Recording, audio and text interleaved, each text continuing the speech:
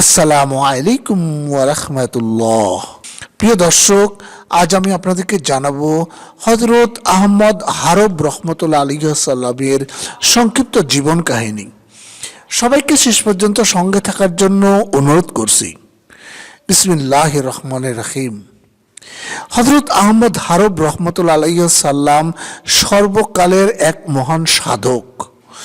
তার ভক্ত ও শিষ্যের সংখ্যা ছিল অসংখ্য।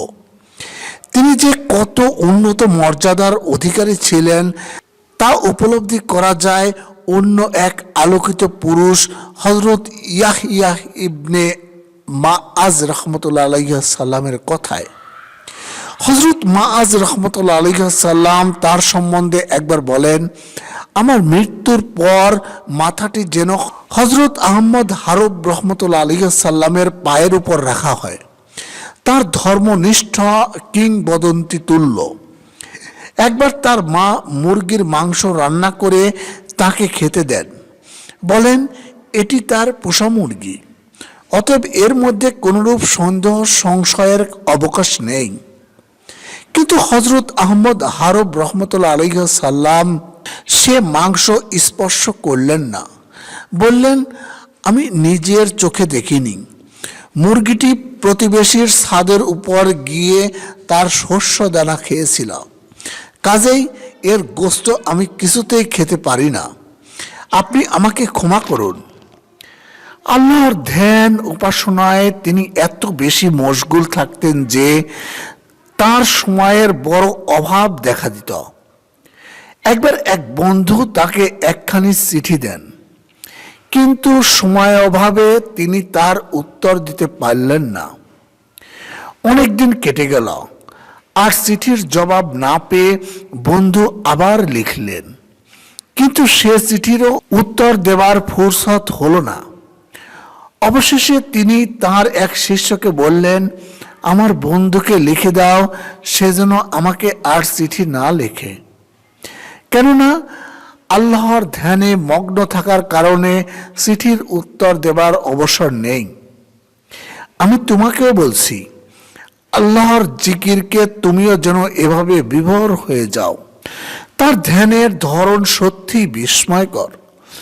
ক্ষৌরকার ক্ষৌর কর্ম করছে, আর সে অবসরে তিনিও আল্লাহর জিকির করছেন। ক্ষৌরকার বলল, কিছুক্ষণের জন্য আপনার ঠোঁট দুটি বন্ধ রাখুন। হযরত আহমদ হারব রহমতুল্লাহ আলাইহি সাল্লাম বললেন, তুমি তোমার কাজ করো, আমি আমার কাজ করছি। অর্থাৎ আল্লাহর জিকির থেকে তিনি বিরত হলেন না, আর তাতে তার ঠোঁটের কিছু অংশ কেটে কুটে রক্তাক্ত হয়ে গেল। এক আশ্চর্য কৌশলে তিনি তার ছেলেকে তাওয়াক্কুল বা আল্লাহ নির্ভরতার শিক্ষা দেন। ঘরের দেয়ালে একটি ফুটো করে ছেলেকে বললেন, তোমার যখন যা দরকার তুমি এ ফুটোর কাছে এসে বলবে। এদিকে তিনি তার স্ত্রীকে লিখিয়ে দিলেন, ছেলে যেন মাকে দেখে না ফেলে, আড়াল থেকে সব কিছু করতে হবে। সেভাবে কাজ চলতে লাগলো। কিন্তু একদিন মা অনুপস্থিত, কোনো কাজে বাইরে গেছেন। ছেলে যথারীতি ফুটোর কাছে এসে তার খাবার চাইল, আর তা পেয়েও গেল। মা ফিরে এসে দেখেন ছেলে দিব্যি খেতে বসেছে। অবাক হয়ে তিনি বলেন, এ খাবার তুমি কোথায় পেলে?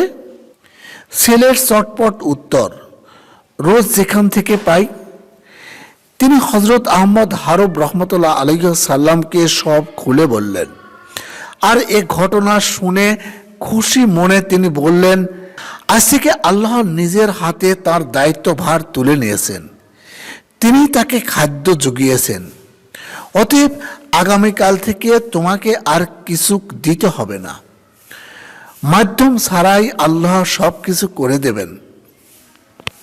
তিনি হযরত আহমদ হারব রহমতুল্লাহ আলাইহি সাল্লামের মতো এক আলোকিত পুরুষের কণ্ঠে পবিত্র কালাম শুনে এক জ্ঞান তাপসের হৃদয় আলোকিত হয়ে যায়, আর সে আলোর রোশনাই 40 বছর ধরে তার বুকের তলায় বিরাজ করে।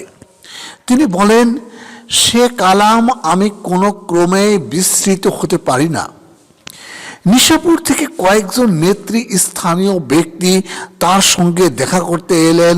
তার আদর আপ্যায়নের কোনো ত্রুটি হলো না, কিন্তু তার এক পুত্র মদ পান করে মাতাল অবস্থায় বেহালা বাজাতে বাজাতে এসে হাজির। এ অবস্থায় দেখে অতিথিগণ অন্তঃক্ষুণ্ণ হলেন, আর তাদের মনের অবস্থা উপলব্ধি করে তিনি জানালেন, আমার ছেলেটি এমন এক রাতে মায়ের গর্ভে আসে যে রাতে আমি কিছু খাদ্য গ্রহণ করেছিলাম, যা পরে জেনেছি মেজাজ এসেছিল রাজ অন্তপুর থেকে।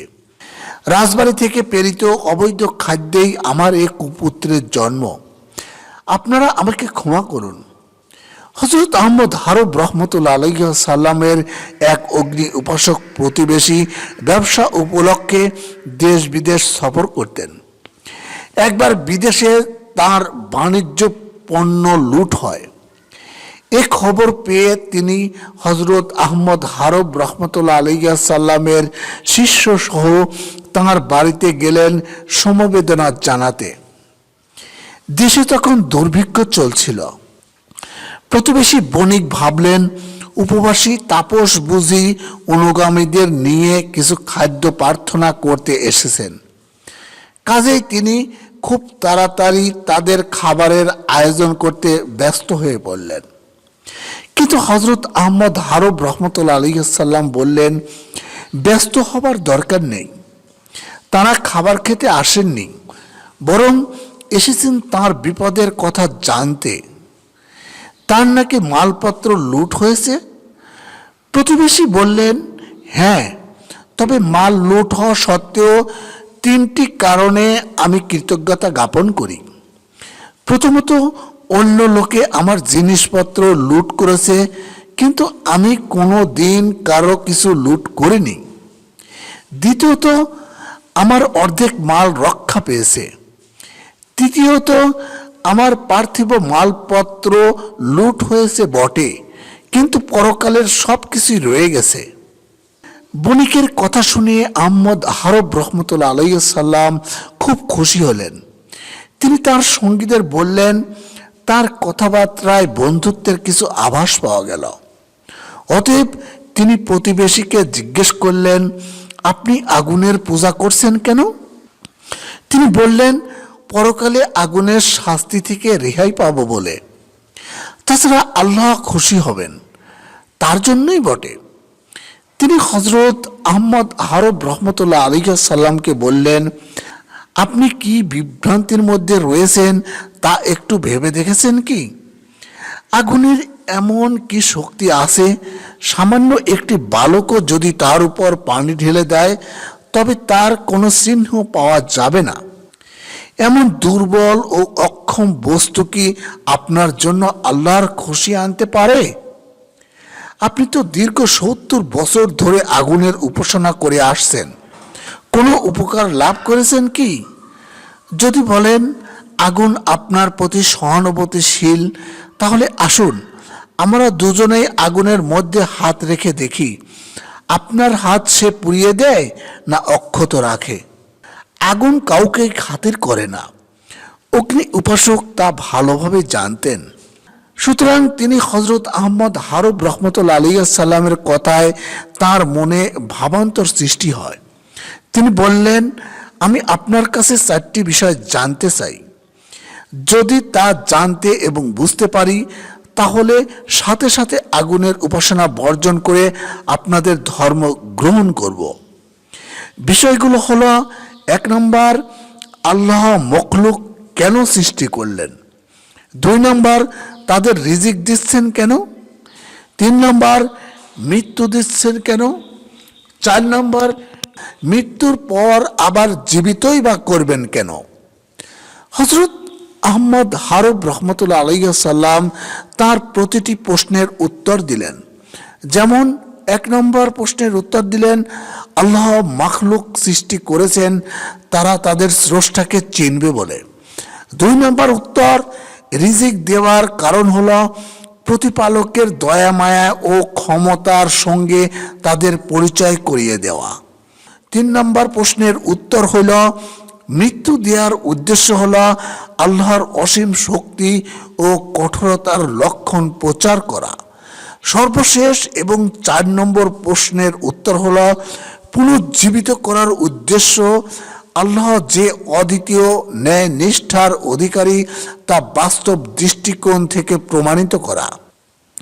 হযরত আহমদ হারব রহমতুল্লাহ আলাইহিস সালামের উত্তর শোনার পর প্রতিবেশী প্রস্তাব দিলেন আগুনকে একবার পরীক্ষা করে দেখা যাক। সঙ্গে সঙ্গে একজন একখণ্ড জ্বলন্ত কয়লা এনে বণিকের সামনে রাখলেন, আর তিনি ভীষণ চিন্তায় পড়ে গেলেন। আগুন যে তাকে রেহাই দেবে না এ বিষয়ে তিনি নিঃসন্দেহ ছিলেন। কাজেই আগুনের উপর হাত রাখতে তার সাহস হলো না। তার মনোভাব বুঝতে পেরে হযরত আহমদ হারব রহমতুল্লাহ আলাইহিস সালাম বললেন, আপনি কি চিন্তা করছেন তা বুঝেছি। আপনাকে আমি একটি কালাম শিখিয়ে দিচ্ছি, সেটি পাঠ করে আগুনের মধ্যে হাত রাখুন। আল্লাহর রহমতে আপনার কোনো ক্ষতি হবে না। কালামটি হলো আশহাদু আল্লা ইলাহা ইল্লাল্লাহু মুহাম্মাদুর রাসূলুল্লাহ সাল্লাল্লাহু আলাইহি ওয়াসাল্লাম। কালাম শরীফ পাঠ করে হযরত আহমদ হারব রহমতুল্লাহ আলাইহিস সালাম জ্বলন্ত আগুন হাতের মুঠোয় সজোরে চেপে ধরলেন, কিন্তু কিছুই হলো না। হাতের কোনো স্থানই এতটুকু পুড়ল না। আর প্রতিবেশী বণিক তখনই কলেমা পড়ে মুসলমান হয়ে গেলেন। তার সম্বন্ধে এরূপ শোনা যায় যে জীবনে একটি রাতও তিনি ঘুমিয়ে কাটাননি। কেউ কেউ বলতেন মাঝে মধ্যে 2-1 দিন ঘুমে গেলে এমন কি ক্ষতি হবে। তিনি উত্তর দিতেন, যার মাথার উপর জান্নাত আর পায়ের তলায় জাহান্নাম, অথচ যার জানা নেই তার স্থান জান্নাতে না জাহান্নামে, সে কি করে ঘুমাতে পারে। তিনি বললেন, আমি যদি জানতাম কে আমার নিন্দা করে তাহলে সোনা রূপা দিয়ে তার মন খুশিতে ভরিয়ে দিতাম, কেননা সে যখন আমার উপকার করছে তখন তার প্রতিদান দেওয়া আমার একান্ত কর্তব্য। তিনি আরো বলতেন, তোমরা আল্লাহকে ভয় করে চলো এবং তার উপাসনা করতে থাকো, আর দুনিয়ার ধোঁকা সম্বন্ধে সজাগ হও, কেননা তাতে জড়িয়ে পড়লে বহু বিপদের মুখোমুখি হতে হবে। প্রিয় দর্শক, আশা করি সবাই বুঝতে পেরেছেন হযরত আহমদ হারব রহমতুল্লাহ আলাইহিস সালামের সংক্ষিপ্ত জীবন কাহিনী। যারা চ্যানেলটিতে নতুন এসেছেন তাদেরকে অনুরোধ করছি সাবস্ক্রাইব, শেয়ার এবং লাইক করার জন্য, এবং সেই সঙ্গে ইসলামী বিভিন্ন বিষয় প্রচারে সহযোগিতা করার জন্য। সবাই ভালো থাকবেন। আল্লাহ হাফেজ।